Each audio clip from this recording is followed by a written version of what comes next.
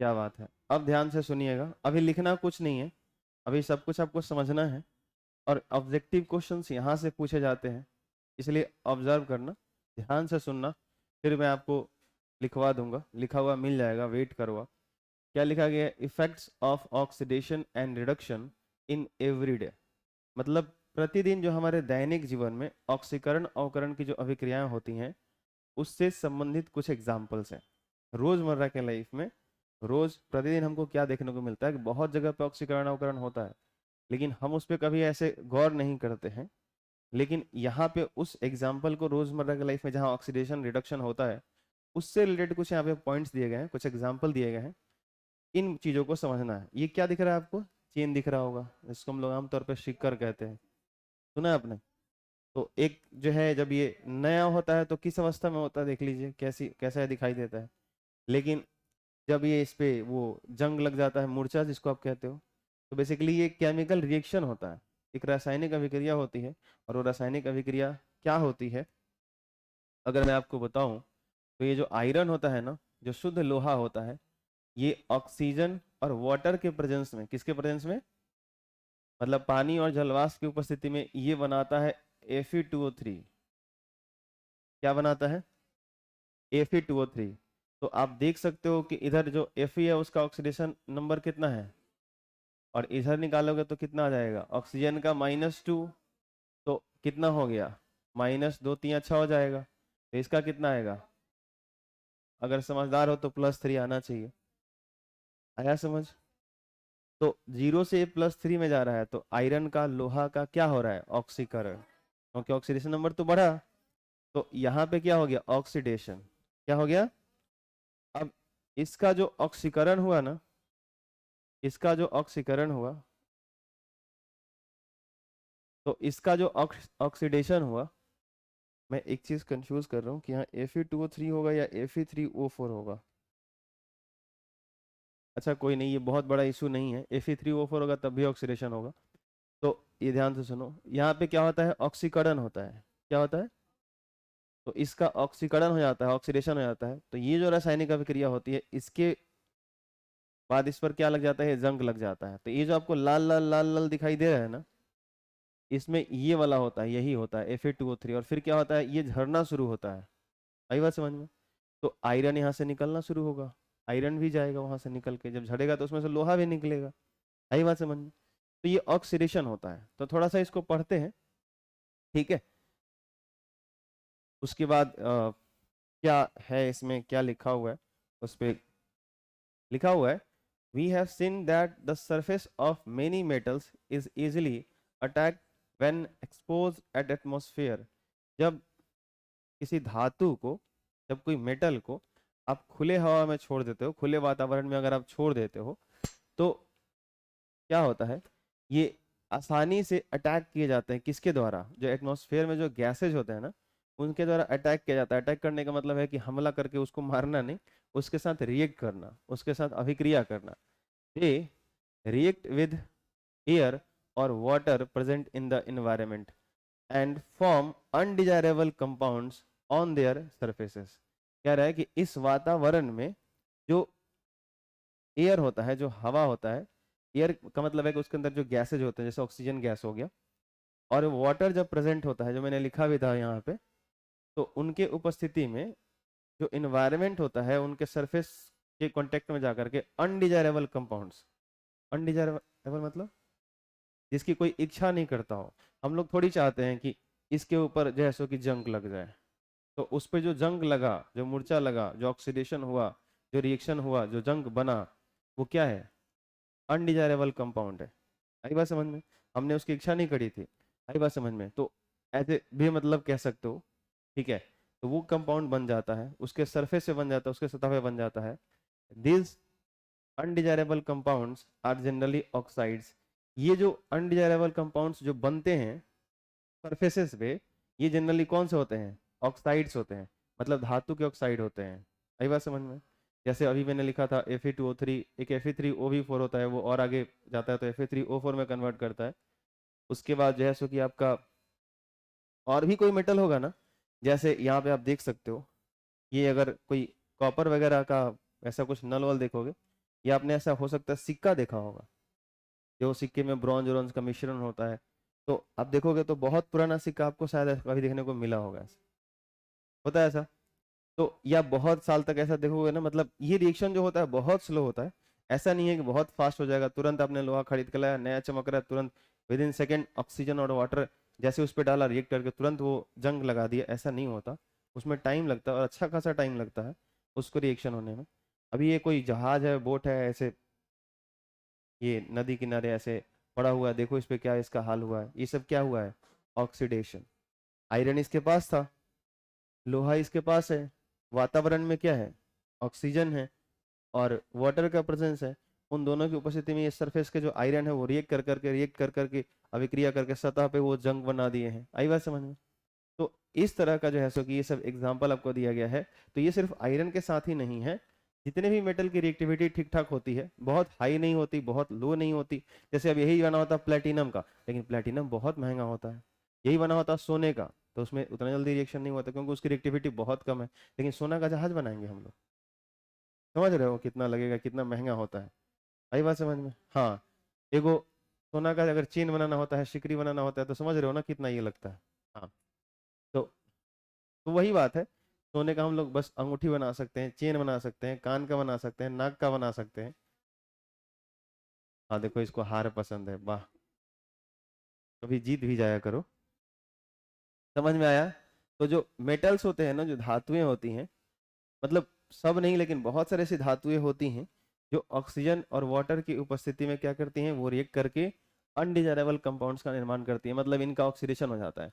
For example, when iron is expose to moisture for a long time, जब लोहे को एक लंबे समय के लिए आप मॉइस्चर में छोड़ देते हो, मॉइस्चर का मतलब होता है पानी और ऑक्सीजन, एयर और ऑक्सीजन, हवा के साथ ऑक्सीजन का मिश्रण।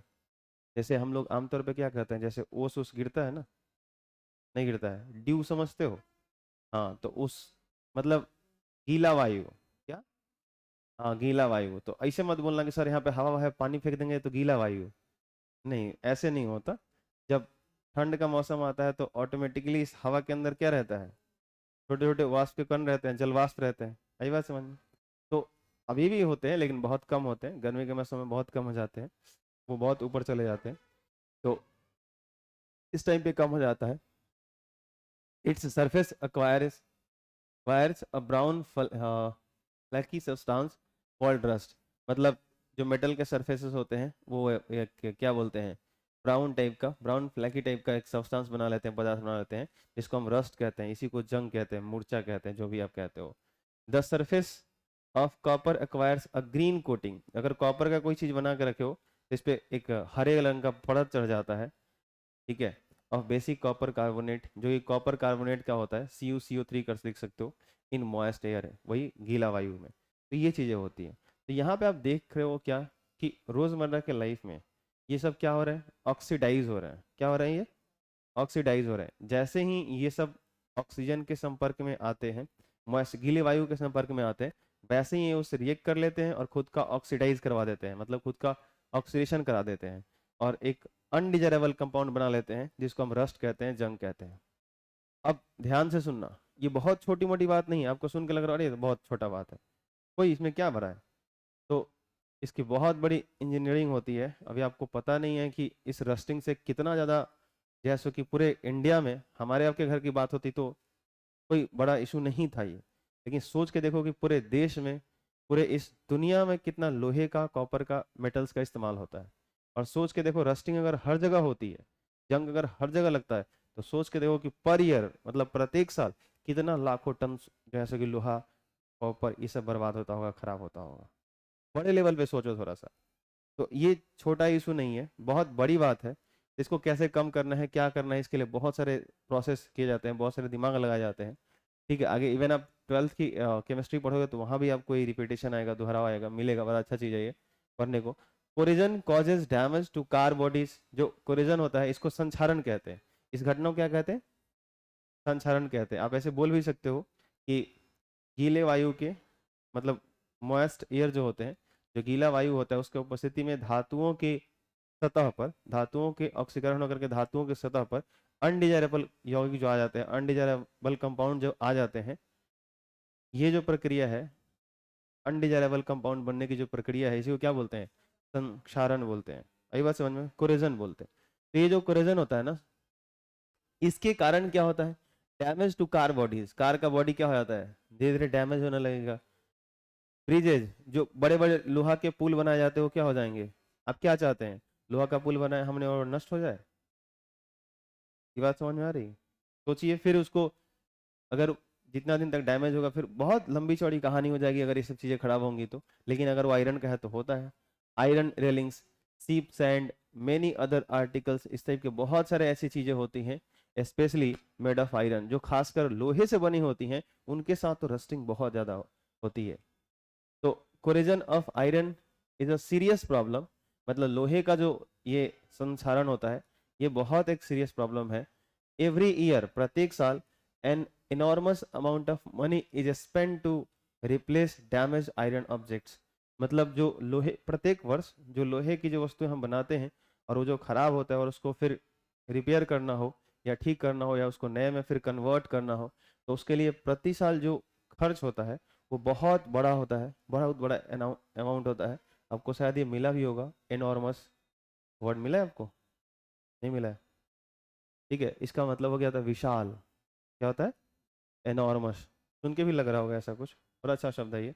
तो एन एनॉर्मस अमाउंट, बहुत विशाल अमाउंट, मतलब वही, हाँ, एक पैसे का बहुत बड़ी मात्रा जो है, विशाल मात्रा जो है खर्च होती है। यहाँ पे लिखा हुआ है an enormous amount of money is spent to replace damaged iron objects. वो जो लोहे की वस्तुएं जो खराब होती है उनको रिप्लेस करने के लिए बहुत विशाल अमाउंट खर्च किए जाते हैं। Rusting is an oxidation process. आपसे पूछा जाएगा अब एग्जाम में, यही चीज लाइन इंपॉर्टेंट है। क्या इंपॉर्टेंट है अब मैं आपको एग्जाम के लिए बताता हूँ।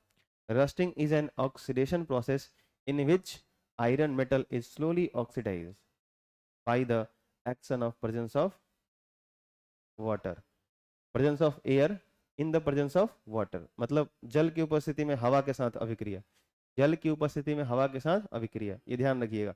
अगर सिर्फ हवा होगा तो नहीं होगा, सिर्फ पानी होगा तो नहीं होगा, जल के साथ हवा की उपस्थिति होगी तब रस्टिंग होती है, ये ध्यान रखिएगा।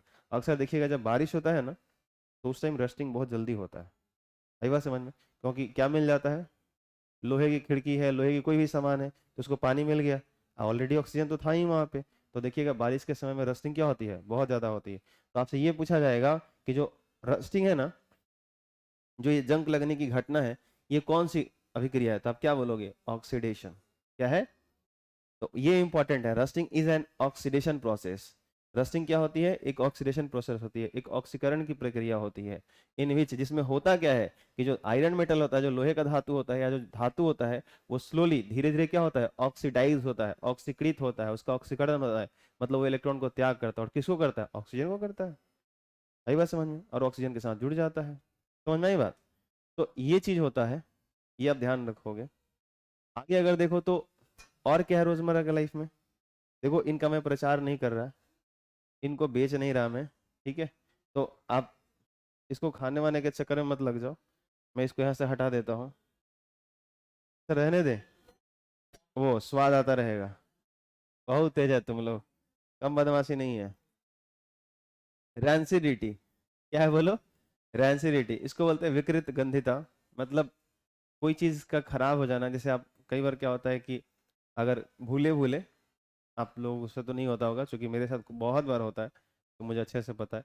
भूले भूले किसी बर्तन में आपने खाना वाना, वो रोटी वोटी छोड़ दिया, और वो 4 दिन उसी में पड़ा रह गया, तो फिर 5वें दिन आप खोल के देखते हो, तो फिर वो उसके सामने, समझ रहे हो ना, खड़ा होने लायक नहीं रहता है। वो बहुत अच्छा सुगंध देता है।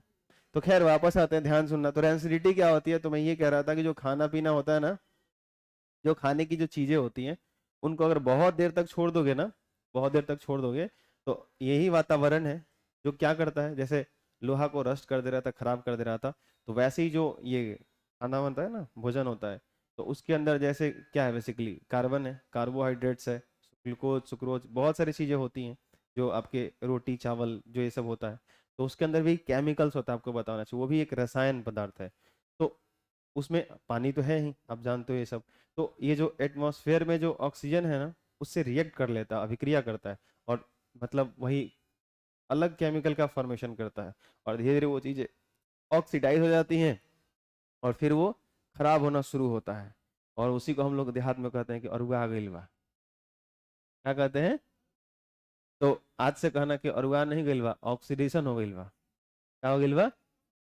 हाँ, ऑक्सीकरण अवकरण हो गइल बा। रोटी खराब हो जाए, मम्मी एक ऑक्सीकरण हो गइल, हटा दो। ठीक है, तो घर पे सभी को समझाइए। ठीक है, तो क्या कहा गया? When food materials containing fats and oils are, देखो ध्यान से सुनो, जो फूड मटेरियल्स होते हैं, जो खाने वाली पदार्थ होती हैं, जो खाने वाली चीजें होती हैं, जो क्या रखती हैं अपने अंदर? फैट्स। फैट्स का मतलब है वसा होता है, जो तैलीय चीज होता है ना, ऑयली चीज होता है ना, उसी को फैट्स बोलते हो। तो यहाँ पे फैट्स एंड ऑयल्स, जिसको आमतौर पे आप लोग चिकन यूज करते हो, तो जो चर्बी नहीं होता उसके अंदर मांस जो समझते हो आप, हाँ हाँ, तो उसको आप फैट बोल सकते हो। हम्म, दही में भी होता है, हाँ, मतलब बहुत सारे चीजों में होता है। हाँ, मतलब वो कहना चाहता है कि सर आपको सिर्फ नॉनवेज ही क्यों याद आ रहा है, वेज भी बोल दिया करो आप लोग।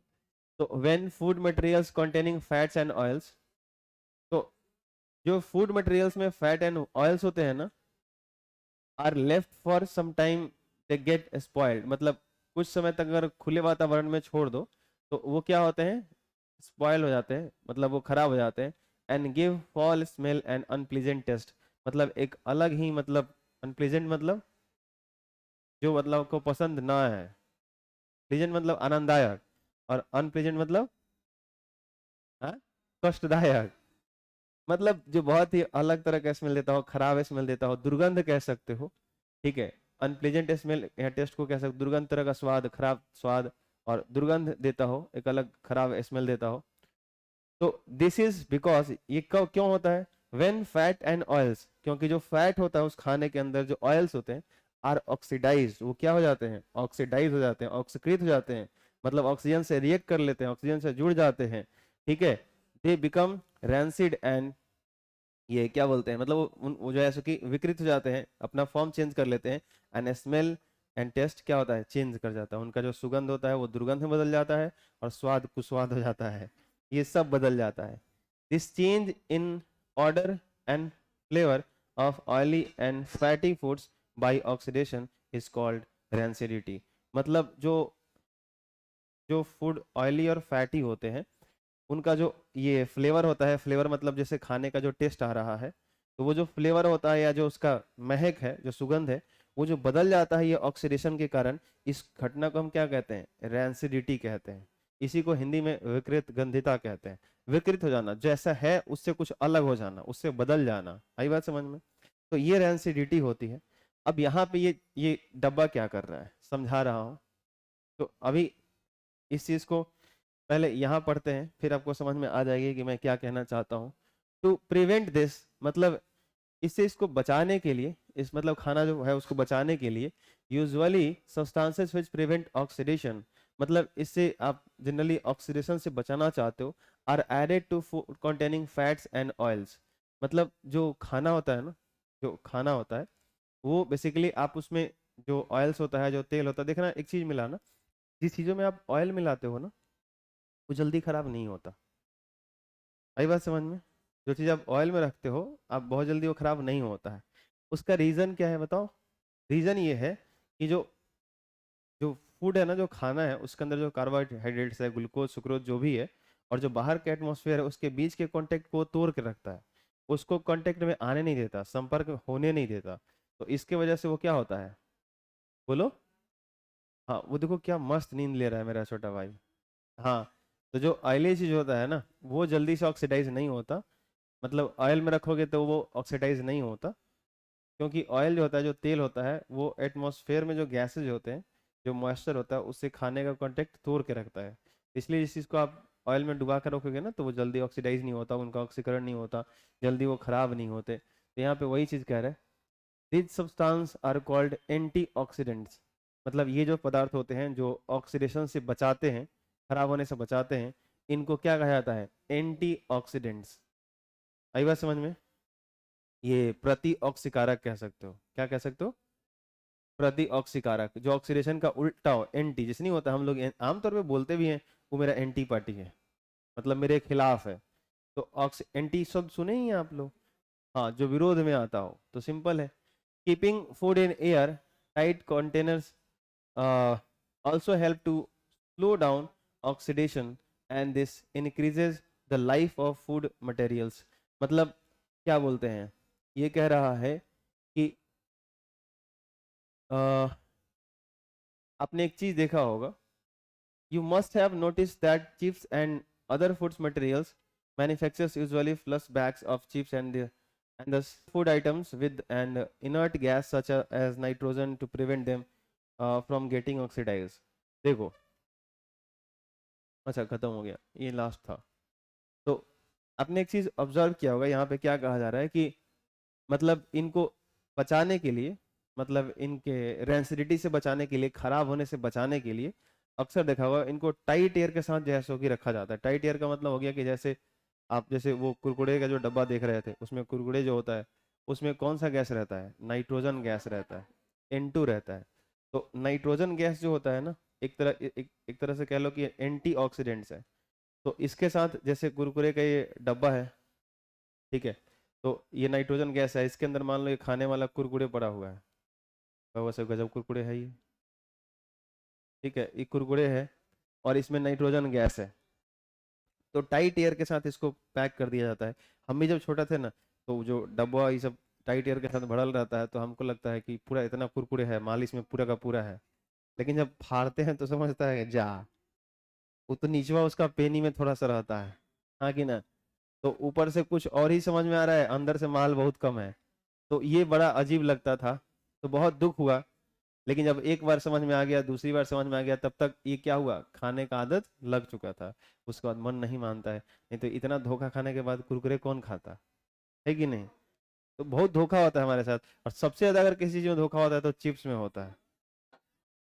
सबसे धोखा अगर किसी चीज में होता है तो चिप्स में होता है। तो उसका ये है कि भाई वो तो भरता भी है सब बड़का बड़का। अब उसका मजा देखना है तो पता है, 5 वाला में मत देखो, 10 15 20 वाला जो पैकेट आता है ना, उसको देखो, हत्ते भर का रहता है। अब पूरा फूल ही ले सब एकदम, समझ में आ रहा है। ऐसा लग रहा है कि अगर खा लोगे तो पेट भर जाएगा। हमको लगता है उतना अगर आयतन पेट में आ जाए ना, भाई हैंग हो जाएगा। आई बात समझ में। लेकिन सोच के देखो कि वो क्या रहता है, जैसे ही फाड़ोगे तो सब नाइट्रोजन गैस है। अब नाइट्रोजन गैस जब कंपनी मैन्युफैक्चर कर रही है, जो बना रही है, ठीक है, तो सोच के देखो कितना दिमाग है, कितना दिमाग लगा रही है कि नहीं। तो ये N2 क्या कर रहा है, उसको बचाता है, उसको सेफ रखता है। इसलिए जैसे कि मतलब क्या होगा, वो जब तक टाइट एयर के साथ, नाइट्रोजन के टाइट एयर के साथ हो जैसे कि बंद है, तब तक कोई दिक्कत नहीं है। लेकिन अगर मान लो कि पैकेट कहीं से फट गया, सुनो ध्यान से, पैकेट कहीं से फट गया, तो ये क्या होगा, यहाँ से नाइट्रोजन गैस लीक कर जाएगा। अब नाइट्रोजन गैस लीक कर जाएगा तो फिर अंदर कौन जाके भरेगा, ऑक्सीजन भी जाएगा, नाइट्रोजन भी जाएगा, सबका मिक्सचर जाएगा। अब सबका मिक्सचर चला जाएगा तो जो अंदर खाने का मटेरियल था, फिर उससे रिएक्शन होना शुरू हो जाएगा। और फिर उससे रिएक्शन होना शुरू हो जाएगा तो फिर ऑक्सीडेशन होगा। तो फिर ऑक्सीडेशन होगा तो फिर उसके स्वाद बदलेंगे, फिर उसमें खराब गंध आएगा, फिर उसकी रेंसिडिटी हो जाएगी, विकृत गंधिता हो जाएगी।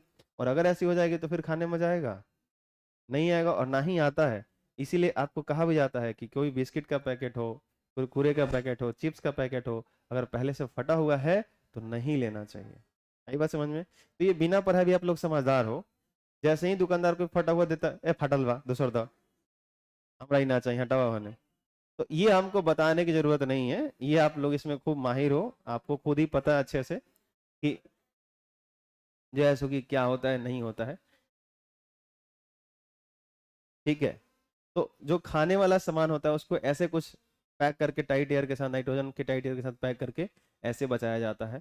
और अगर लीक करता है तो क्या होता है। तो इसका जो हिंदी है ट्रांसलेशन है वो मैं कर देता हूँ, और आज मैं सबको भेज दूंगा, आप लिख लेना, क्योंकि यहाँ पे हिंदी है नहीं कि मैं बोलूँ सब लोग लिख लो। तो इसका मैं अभी जाके बनाऊंगा, कर दूंगा, उसके बाद फिर भेज दूंगा, तो आप लोग लिख लेना। समझ में आया कि नहीं ये बता दो, कोई दिक्कत, कोई समस्या। आप लोग कुछ आइडिया लगा सकते हैं क्या हुआ है आज। आज से शायद लगभग 1 महीना पहले मैंने आपको कुछ बोला था कि मैथ्स का जो 123 वीडियो है उसको आप लिखिए, पढ़िए, हो सके तो रेगुलर मेहनत करते रहिए, शायद वो कंप्लीट हो जाए 1-2 महीना के अंदर। इस बच्ची ने, जो नाम है छवि सिंह, इसने पूरा कंप्लीट कर लिया है। 123 का 123 वीडियो। पता नहीं ये किस मिट्टी की बनी है, मैं वही सोच रहा हूँ। मैं जब पेपर चेक कर रहा था, कॉपी चेक कर रहा था, अभी 4 बजे मैं उठा तो उसी वक्त से कॉपी ले गई। मैं देख रहा हूँ, पलट पलट के देखे जा रहा हूँ, देखे जा रहा हूँ, देखे जा रहा हूँ। तो बस वही आधे घंटे से मैं देख रहा था कॉपी। बस अभी समझ में आया कि मतलब स्टूडेंट्स होते हैं भाई कुछ जो मेहनत करते हैं, और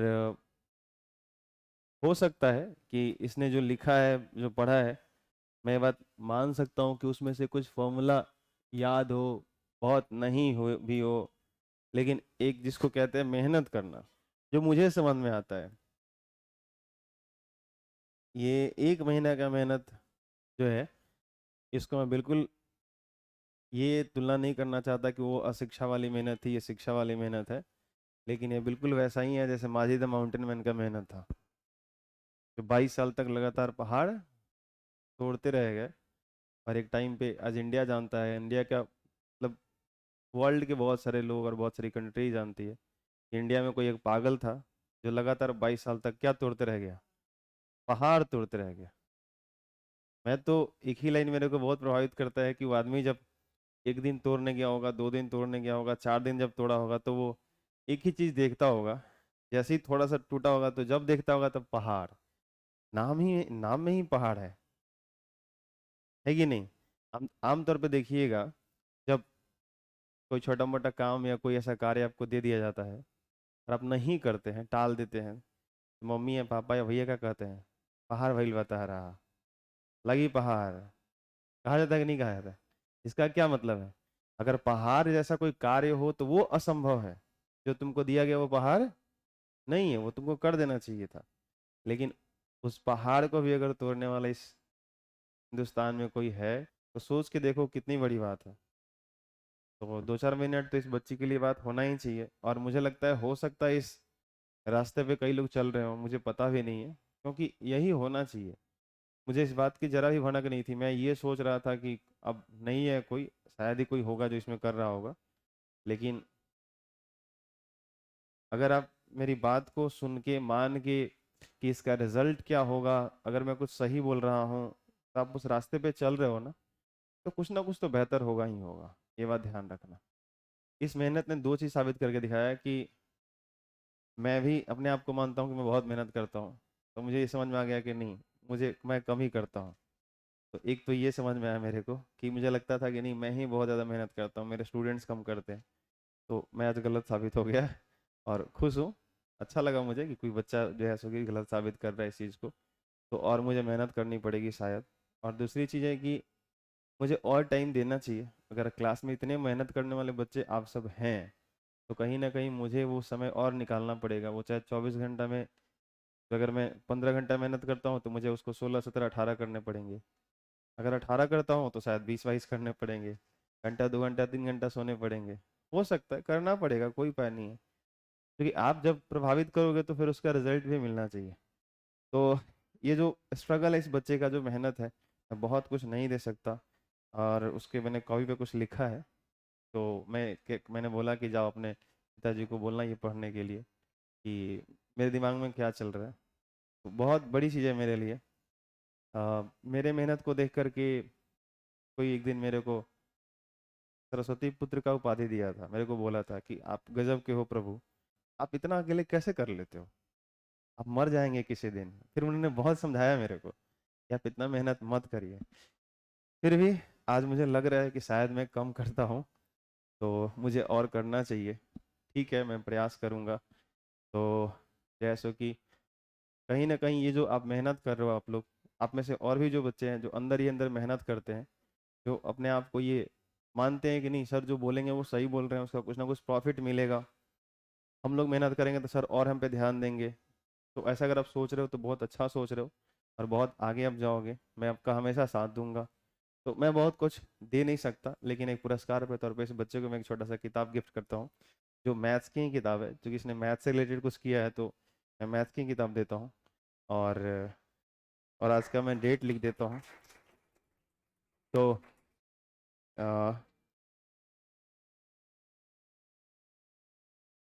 और इस किताब पे इसमें मैं बच्ची का नाम ही लिखता हूँ, इस पे इसी का अधिकार है। हाँ बस मैं अपने हाथ से लिख रहा हूँ।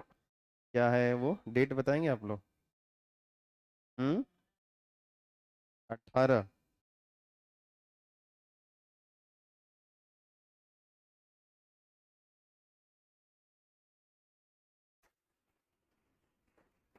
थैंक अरे नमस्ते। Thank you. नमस्ते भाई, आप सब विद्यार्थियों को क्या गजब का करते हो। मतलब यही चीज मैं ढूंढ रहा था। नाइन्थ क्लास में एक बार मैंने कुछ दिया था आप सबको, क्या दिया था? मेंसुरेशन। पता नहीं उसके कितने वीडियोस थे, कितने थे? 10 थे। पता नहीं क्या जोश था बच्चों में सब। मुझे लगता है कि 1 या 2 दिन करके सब फोटो व्हाट्सअप किए जा रहे हैं। सर मेरा हो गया तो मेरा हो गया तो मेरा हो गया। तो वो जो एक आपको मैंने देखा था नाइन्थ क्लास में जो मेहनत करते हुए, तो वो चीज़ मुझे लग रहा था कि ये मर रहा है। तो इसलिए मैंने ये दिया। और इवन मैंने बोला था, ये तभी बात बोला था आपसे कि अगर कंटिन्यूअसली आप लगे रहोगे ना, तो ये एक ना एक दिन तो खत्म हो जाएगा। किसी का अगर 1 महीने में खत्म हुआ तो किसी का 1.5 महीने में खत्म हो जाता। लेकिन अगर आप लगे रहोगे तब खत्म होगा, नहीं लगे रहे वो तो नहीं खत्म होगा। यही होता है। तो सबसे एक और चीज मैंने इस बच्चे से पूछा कि फोन का क्या चक्कर है, फोन फिर कैसे इतना देर कैसे आपने लिखा? तो इसने बताया कि रात को 1 से मैं सुबह 4-5 बजे या कभी इससे भी ज़्यादा लिखती थी, पढ़ती थी। तो इसने बताया कि जो पिताजी हैं वो सबको पर्सनल फ़ोन दे रखे हैं घर में। लेकिन सबके साथ एक अच्छी बात पता है क्या है? कि हर बच्चे का जो ईमेल आईडी है सबका सेम है। एक ही ईमेल आईडी से लॉगिन है, और वो पिताजी का ईमेल आईडी है। तो उससे क्या होगा, ये लोग जो फ़ोन मैंने चलाएंगे, जो फ़ोन में देखेंगे वो सारा एक्सेस वहाँ पे जाएगा, और ये होता है। तो पेरेंट्स को फ़ोन दे करके कैसे बच्चों पे नज़र रखनी है, केयर करनी है, ये भी बहुत बड़ी चीज़ है, और ये हम लोगों को सीखना चाहिए।